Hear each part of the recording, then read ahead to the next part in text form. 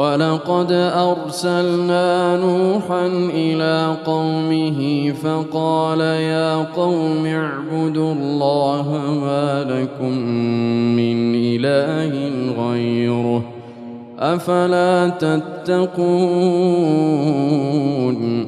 فَقَالَ الْمَلَأُ الَّذِينَ كَفَرُوا مِن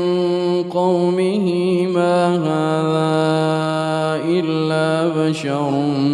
مِّثْلُكُمْ يُرِيدُ أَن يَتَفَضَّلَ عَلَيْكُمْ وَلَوْ شَاءَ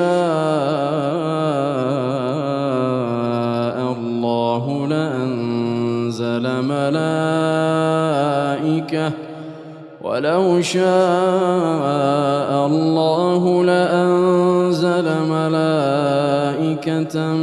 مَّا سَمِعْنَا بِهَٰذَا فِي آبَائِنَا الْأَوَّلِينَ إِنْ هُوَ إِلَّا رَجُلٌ بِهِ جِنَّةٌ فَتَرَبَّصُوا بِهِ حَتَّىٰ حِينٍ قَالَ رَبِّ انصُرْنِي بِمَا كَذَّبُونِ فَأَوْحَيْنَا إِلَيْهِ أَنِ اصْنَعِ الْفُلْكَ بِأَعْيُنِنَا وَوَحْيِنَا فَإِذَا جَاءَ أَمْرُنَا وَفَارَتِ النُّورُ فَاسْلُكْ فِيهَا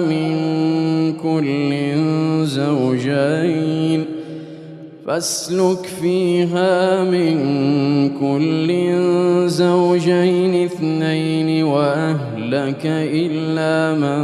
سَبَقَ عَلَيْهِ الْقَوْلُ مِنْهُمْ وَلَا تُخَاطِبْنِي فِي الَّذِينَ ظَلَمُوا إِنَّهُم مُّغْرَقُونَ فَإِذَا اسْتَوَيْتَ أَنتَ وَمَن مَّعَكَ عَلَى الْفُلْكِ